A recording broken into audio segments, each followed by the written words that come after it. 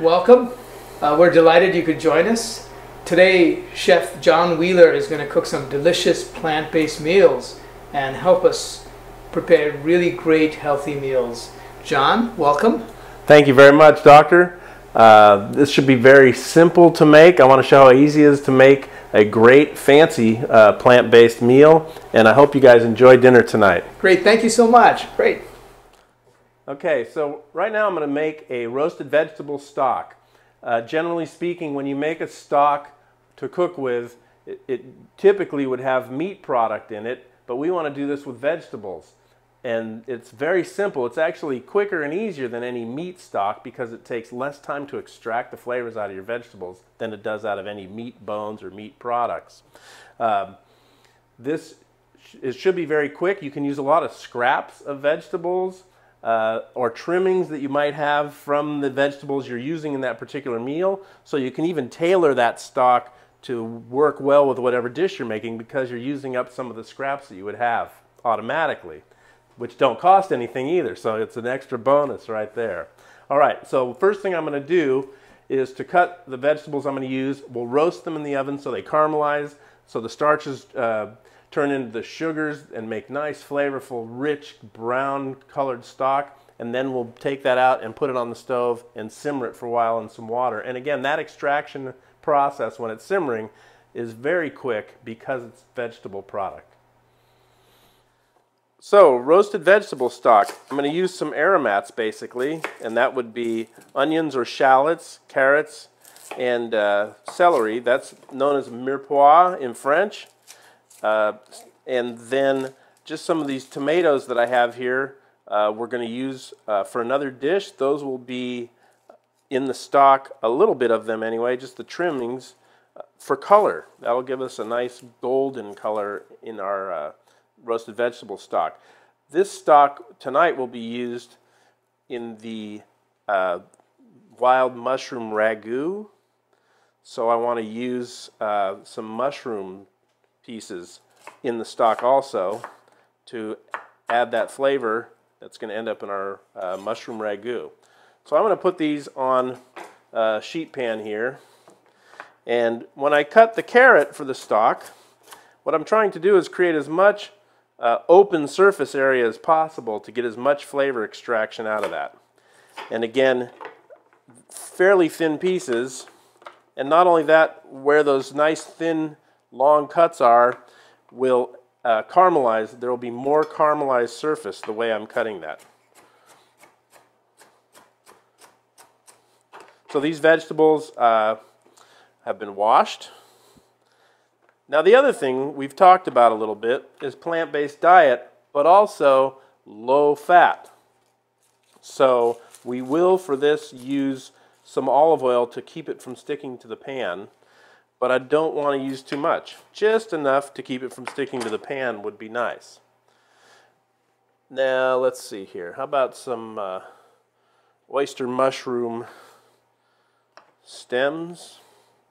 Because we'll keep the caps for later.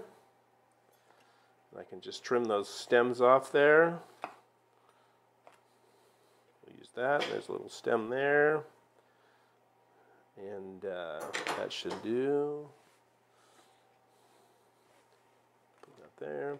And then again, the tomatoes. So I can trim the tomato for what we're going to use it for. This one I will use in the vinaigrette, but then these tomatoes here will be for the stuffed vegetables, and I can just take the seeds out of here that we're not going to use, and those will become part of our stock.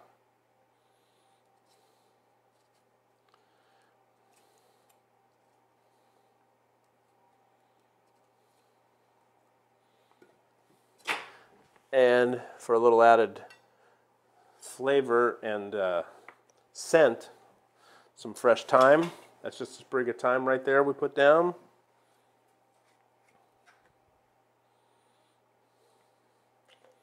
Just a small amount of oil. Now I'm going to roast these in an oven. Fortunately, I have a convection oven here. That means it has a fan that circulates the hot air It accelerates the roasting process. And so I've got it set at about 350 degrees Fahrenheit. Okay, that I'll put in the oven. And we're really just going for some flavor. What we'd like to achieve here is caramelization of the vegetables. That's where the starches convert into sugars and then brown, giving us sweetness and richness and beautiful color. So John, when would you use a shallot? What's the difference between a shallot and an onion? Shallot is like an onion, can be used interchangeably. It has a little more flavor, maybe a little less bite. It's one of those chef's secrets that's used in most restaurant cooking as opposed to onions. They can be a little bit more expensive, but if you go somewhere that sells a lot of them, they don't sit around and get stale, and they're usually about the size you need instead of having to cut a whole onion also. Oh, that's so good. And do they burn your eyes when you cut them? Until you get used to it. Great. That comes with experience. Thank you.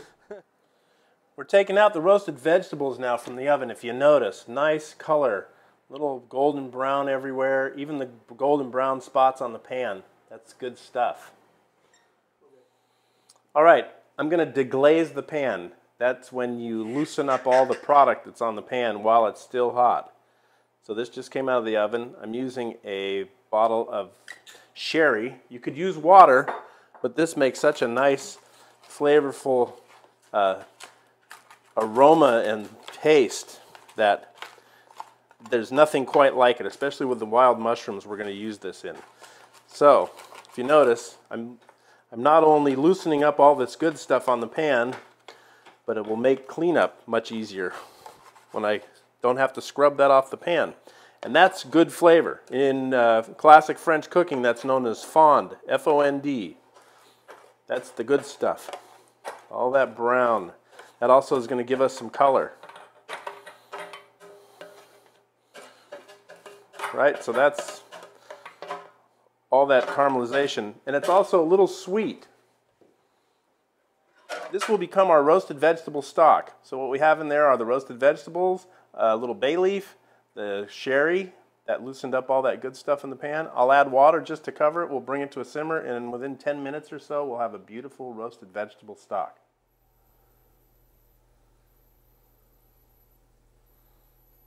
John, this really smells great. The aroma is just fantastic. Yeah, what we've got here is our roasted vegetable stock. It's a broth with all the trimmings and things we've used, that little bit of sherry, the aromats, the herbs, fantastic smell. It utilizes all these things. It literally costs nothing because it's just the trimming from those other items we're going to use, and it ties it all together. No fat. Wow, this is just incredible. Okay, next up, I'm going to serve roasted beets on the salad tonight. And I've used golden beets. One of the nice things about them is they're beautiful color, but also when you peel and cut them, they don't stain your hands purple. And so I tend to use golden beets. We may use a mixture in the dinner, but we'll get to that. So I just wrap the beet in foil, put it on a baking sheet, and put it in the oven 350 degrees, 30, 45 minutes depending on the size, until it gives a little bit when you squeeze it, and I'll show you how to peel. All right, this is a beet that's been roasted. It's a golden beet, and it's absolutely huge. So it's just cooled off enough to be able to handle it. It's still a little warm, and you can use a cloth towel. You could just use your hands. I'm going to use a piece of paper towel here, and you just literally rub off the peel. And if you needed to, you could always take a knife and trim any little spots. If you let it cool all the way, it becomes a little difficult to get the peel off in such an easy manner. If you notice, I'm not using really any tools, and I'm just rubbing gently the peel off the beet. Again, if you notice, my hands aren't dyed magenta because it's a yellow beet. It's a golden beet. It has this beautiful sunrise color. And if you've only ever had pickled beets from a can, you are in for a treat because it's a completely different eating experience to have a nice fresh beet that you've roasted yourself. You can then take this and cut it and pickle it and do whatever you would like with it, but it's absolutely a wonderful vegetable. And if you notice on the golden beet, it's got that beautiful rings inside there, just beautiful, right? So this can be cut, sliced, diced, just fantastic. And that's it. Very simple.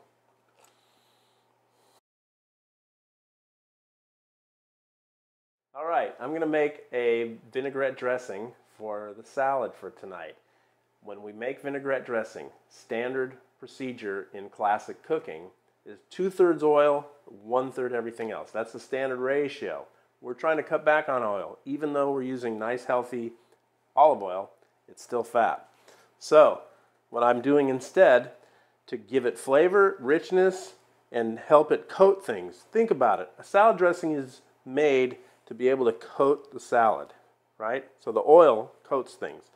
If we're going to come up with something else that will help coat things, we need to figure out what that might be. Guess what? It could be fresh fruit, it can be fresh vegetables, anything. We want to make sure it has a tart taste to it, so we'll use a little bit of vinegar. You can always use some citrus if you'd like, something that brightens the taste up. Salad, the word, comes from the Greek word salt, or S-A-L. And in the old days of thousands of years ago, the greens they ate were much coarser than baby lettuce, more like kale, chard, things like that. In order to make them edible, they would salt them and let them sit for a few days till they wilt enough, and then they could eat that. That was the origin of salad. So we're going to kind of go back in that direction a little bit. So we have a food processor, a mini one. I'm going to use some fresh herbs for flavor, fresh thyme. We just strip those leaves off the sprig like so. Then some chives. Again, with some more thyme leaves, nice and aromatic. We're going to do some fresh chives. And I don't need to cut them very small since the machine will do most of the work.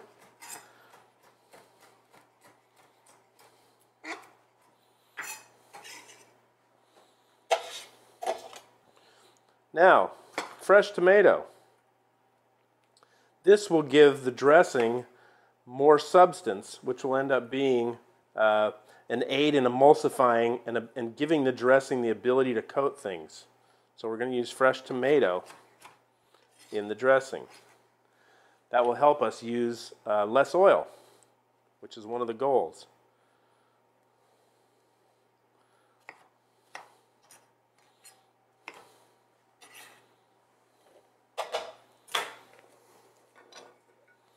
We'll use a little bit of shallot.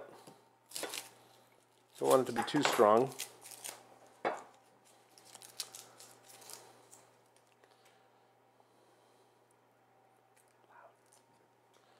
Okay. Let me just peel that. Fresh shallot. Again, doesn't require a lot of mincing since the machine is going to do all that for us. I'm just going to put a small spoon of whole grain mustard in there, about looks like about a teaspoon or so. Some red wine vinegar. You can use any vinegar you want. You could use citrus if you'd like. So if we remember our 2/3, 1/3 ratio, this would be the 1/3. But we're not going to use that much oil. Some black pepper. And just a pinch of kosher salt.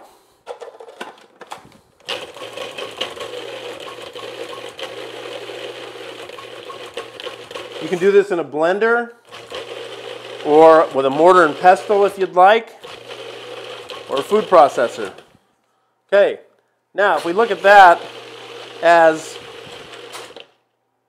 if we say that's our 1/3, we would use that much more oil in there, if you can imagine that. That's a lot of fat. Not necessary.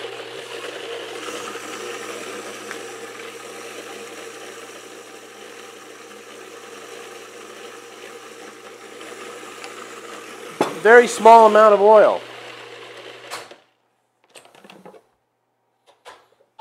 Now I'm going to give it a taste. What I'm looking for when I taste it is salt. We're looking for a balance between salt, tart and herbaceousness or flavor. That's fine just as it is. Very simple. We end up with about a half a cup of dressing. I'd probably put a tablespoon of oil in there. John, can we substitute something else for oil in these recipes? I know you use very little oil, but for those who wish to not use any oil at all, what can we do? Certainly. The dressing can be vinegars, fruit juice, pureed vegetables. I try to stay away from water because it doesn't have any flavor. It has no nutritional value, but there's all kinds of good things out there. In the vegetable stock that we have, I put some oil on to prevent the vegetables from sticking to the pan. But we kind of want them to stick to the pan. That's part of the caramelization process. When I go to deglaze those, which loosens them up off the pan and gets all that really nice brown flavoring off the pan, I'll just use a little water or maybe some wine to deglaze that, and that becomes part of our nice rich stock. Great, thank you so much. So be aware that you could substitute for oil with any of the recommendations that John has made. Thank you, John. The next thing we're going to do is the roasted turnip with a dry rub. I call it a fillet or a turnip steak because we're going to cut it in the shape and size as though it's a steak entree on the plate. Turnip is not very often used in the United States in cooking, but it's a wonderful vegetable. It requires a little bit of peeling, has a nice kind of a sweet taste to it, and very popular in Europe still, but not so in the United States. And after this dinner, you may change your mind about this. So I'm going to prepare the turnip for the turnip steak or turnip fillet. The turnip is a roundish, rolling around type of vegetable. So the first thing I like to do is cut a flat spot on it so it doesn't roll around so much. Then I can peel it with my knife, or I could use a peeler to do this. These are fairly young turnips, so the chewy part or the tough part of the skin is not very thick at all.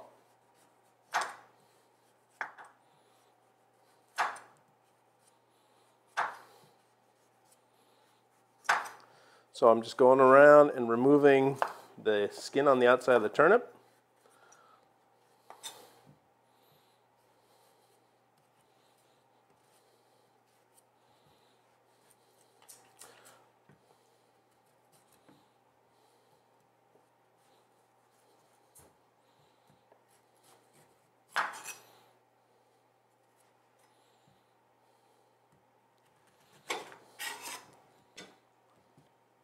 And I'm going to cut it into nice slabs or big thick slices.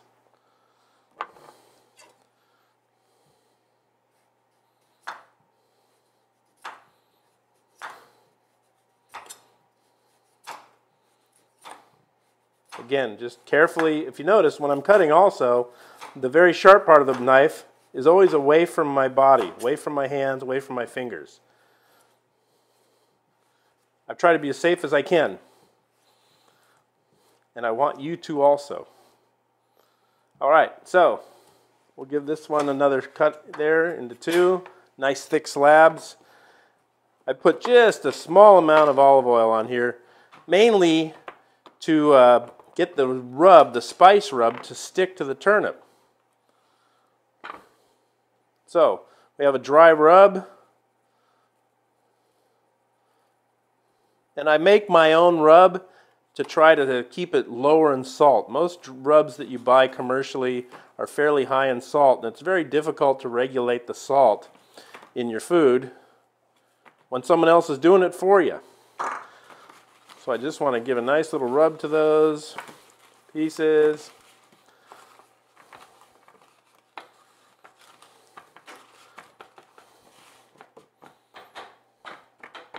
Okay. That's it. I'm going to put that in the oven and roast that 350, maybe 375 degrees for about 15 minutes till they're just tender.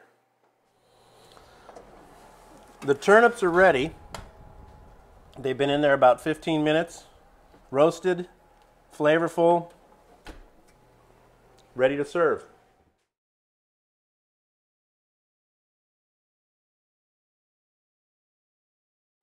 This dish is quinoa stuffed vegetables.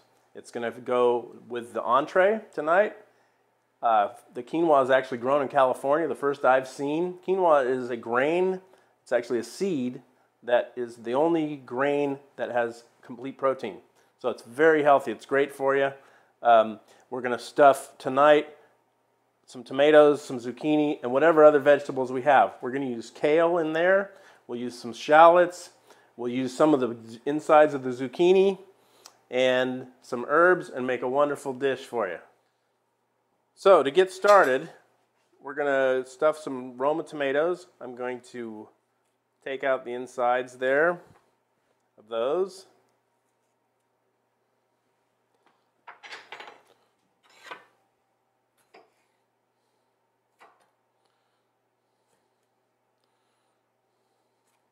Trim out the stem,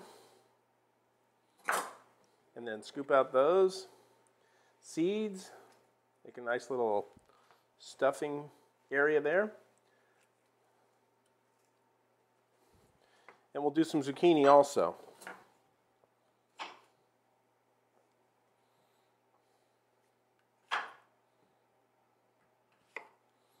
Now the zucchini has a tendency to roll around a little bit, so I'll make a nice little flat spot so it doesn't move.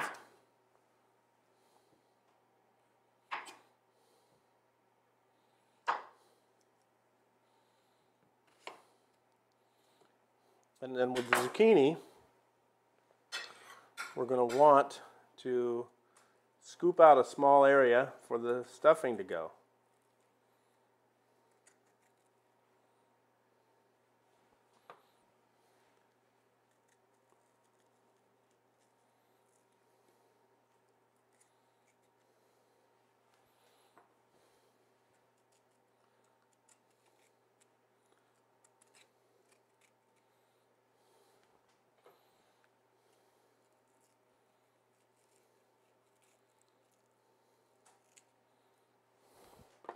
All right, so far so good.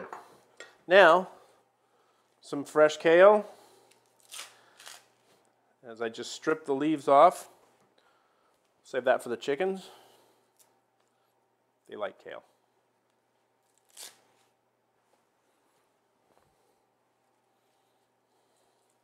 And this is just a standard Russian kale, green. But you can use dinosaur kale. You could use any leafy greens, beet greens. If I'm already cooking beets tonight, I could buy them with the tops on them and just use the greens from the beets. You can use a mixture of things. Some arugula maybe would be nice. We'll chop up that little bit of zucchini that was inside the, that we scooped out there also. We'll use that.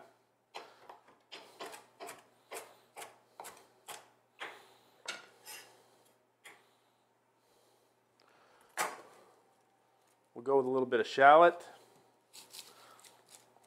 If you notice, I'm using shallots in quite a few things tonight because it's a great way to get the depth and flavor in your food when you're not using meats at all.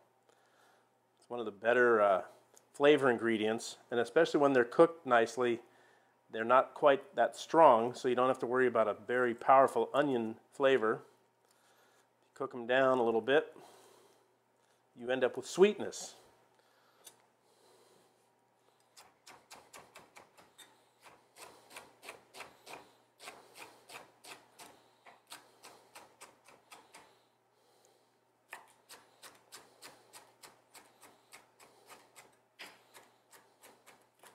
Just kind of a rough chop on everything.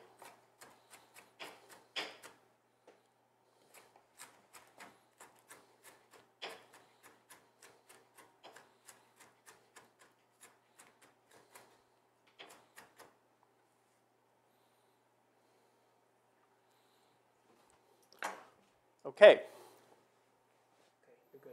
Okay, I'm going to saute the kale, the shallots, and the little bits of zucchini. That's going to end up in our quinoa stuffed vegetables.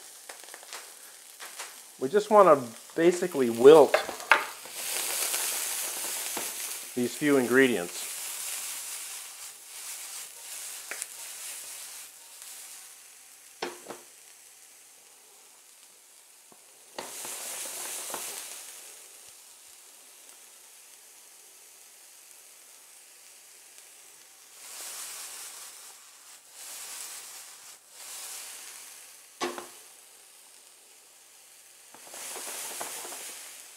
We'll then mix in the quinoa that's already been cooked, season it up, put it in the vegetables, and finish those in the oven. Right now, I'm preparing quinoa stuffed vegetables. We've got the kale, the shallots, and the zucchini trimming that we've sauteed. We've got quinoa that I cooked just in a little water, bay leaf. It's actually a U.S. grown quinoa, which is new to the market, fairly new, which is a great thing. It's organic also, and so we've used a little bit. It's a tricolor quinoa, nice pretty look to it. It's the grain that has a complete protein, so for you plant-based diet eaters out there, it's something that you can use in your diet to make sure you're eating healthy. Okay, our sauteed kale, I'm going to mix in some quinoa that's been cooked already. Just till it sprouts. You can see the little seeds have germinated. That's how you can tell when quinoa is cooked. We're going to add just a little bit of salt, not too much. For depth and flavor, some smoked paprika. Not spicy at all, just a nice flavor there. A little teeny bit of cayenne pepper and some black pepper.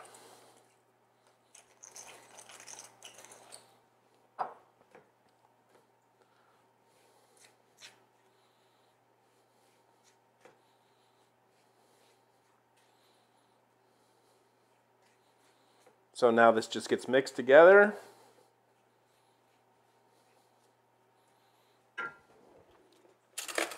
Give it a taste to see that everything's ready to go.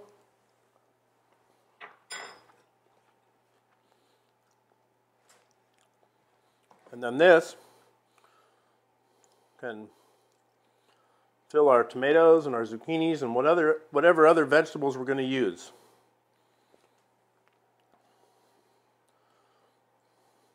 Because the tomatoes, the zucchinis, and the other vegetables all cook very quickly, and we don't want them mushy, I can pop this in the oven right now for 5, maybe 10 minutes max, and they'll come out beautiful.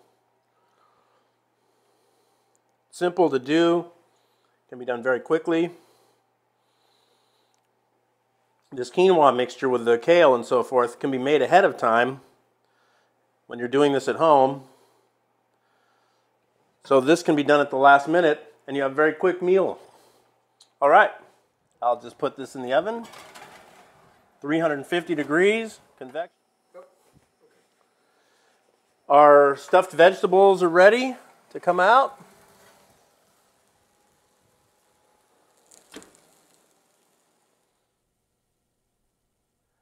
I'm making wild mushroom ragu. It's going to get served with our roasted turnips, but it can be used for anything, really.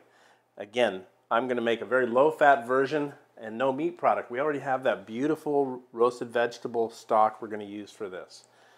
I have 3 different types of mushrooms tonight. Shiitake. We have shiitake mushrooms, oyster mushrooms, and a hedgehog mushroom. I'm going to mince some shallot and a little bit of garlic, fresh thyme, and chives. Okay, so shallot, we need a little bit of that minced again, of course.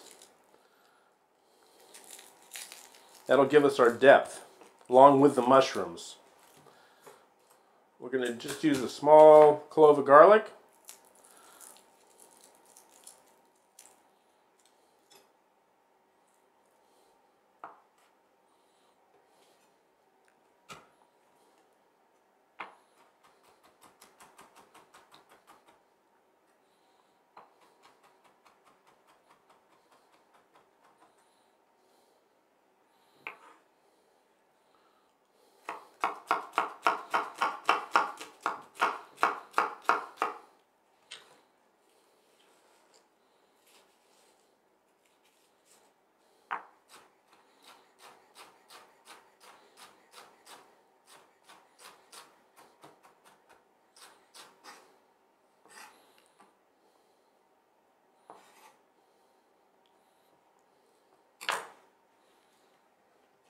Shiitake mushroom, slice those nicely.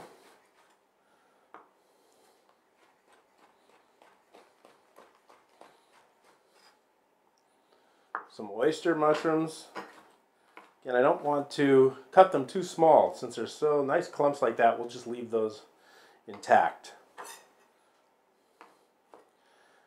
And then some of these nice hedgehogs, or chanterelles if you happen to find some. Check the farmers markets. You never know what you're going to find.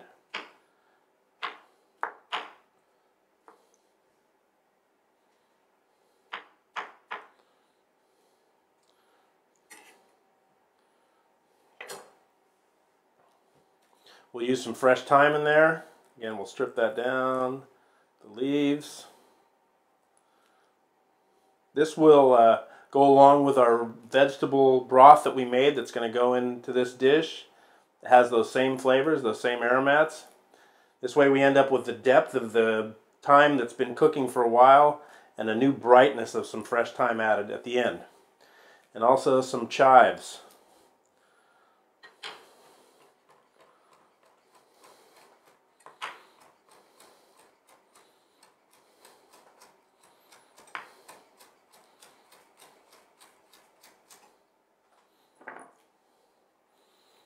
Okay. Okay, we've got a pot on the stove with a little bit of olive oil, maybe a half teaspoon even.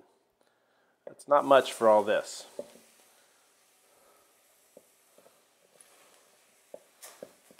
That's shallots, garlic. You could use vegetable broth as a substitute. Another chef's trick, when you're cooking mushrooms, they actually cook very well in a dry, hot pan. No fat at all, no liquid at all. They tend to brown quickly on the outside before they let out all their liquid. So it's a nice way to pan cook mushrooms is no liquid, no fat.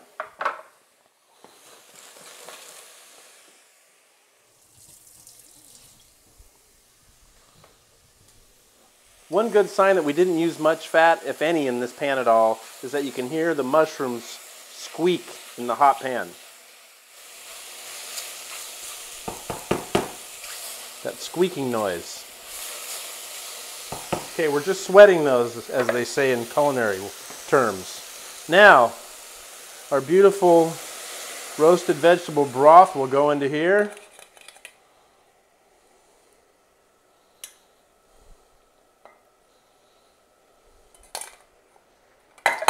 As the mushrooms are very tender to begin with, they will not take very long to cook at all.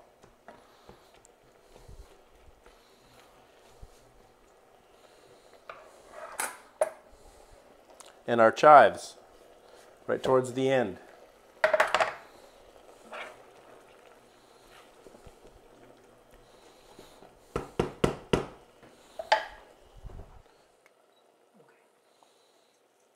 Since the broth was made by ourselves, it doesn't have any added salt to it at all. This allows us to regulate the amount of salt that goes into our dish without having too much. This is another chef's tip. That's black pepper also. Another chef's tip is most restaurants put too much salt in your food. They don't care about your health. We can't be treating ourselves that way. So we like to make sure we eat more healthy. Therefore, we regulate the amount of salt and things a lot more carefully ourselves. When we learn to cook ourselves, we can eat much more healthy. The mushroom ragu is almost ready. It's very close to serving. You can smell those beautiful aromats that were in there, the mushrooms themselves, that little bit of sherry. This will go very well with our roasted and dry rubbed turnips. If you would like the ragu to be a little thicker, like a sauce, you could add a little bit of cornstarch mixed with a little cold water to thicken it up. As you simmer it, that would thicken it up, or a roux with flour. But we're just going to go natural here and have it reduced down. Again, since we didn't add much salt at all to the stock, to the broth, to the dish itself, we don't have to worry about it getting too salty or too strong tasting. We're just concentrating those beautiful roasted vegetable flavors with those mushrooms.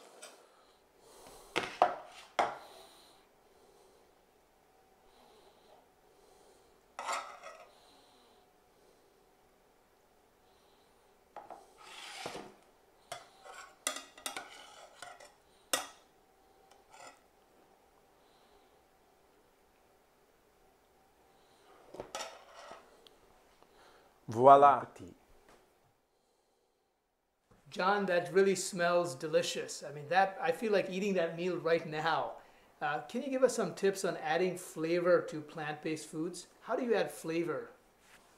If you think about it, herbs, seasonings, citrus, even a lot of the vegetables, by roasting vegetables or even by grilling them, even fruits, you bring out the flavor. You tend to convert any starches that are in those products into sugars. There you have a natural sugar that already exists, and it brings much more flavor. If you think about it, fat in your diet, animal fat especially, whether it's butter or meat fat, tends to be more of a texture thing. It's more of a comfortable thing, and it gives you that velvety coating in your mouth, but it really can carry flavor, but the flavor exists in other things. So if we find those flavors and then we add them, we can get around that and actually end up with a better product, a more flavorful product, more natural, and better for you. Wow, that's a great tip. How about if we wanted to reduce the amount of salt? Could we use citrus or lemon juice? Citrus, any citrus. Vinegars are great for that, and also have that fermented health benefit that is in a gray area, but is good for you. Great. You can do pickling with vinegars or citrus or both combinations of all these vegetables, all these items. Again, a light marinade of sorts for flavor, not for tenderizing, but just for flavor purposes. Great. We can eat coarser greens, kales, chards, collard, mustard, all these plants that are generally too coarse to eat raw. If we just pickle them a little bit, just put a little vinaigrette on them, let them macerate or wilt, if you will, for a little while. Cabbages are fabulous that way. Brussels sprouts, all those items. Wow. Yeah. Broccolis, cauliflowers, all become more tender, sweeter when we just marinate them a little bit, give them a little bit of some citrus, some vinegar. There's so many great vinegar flavors out there these days. It's easy to get around the low fat, no animal products. Great. Well, thank you so much, John. This was a wonderful learning experience, and also, boy, it has just whetted my appetite. Thank you so much. You're very welcome. Thank you, Doctor.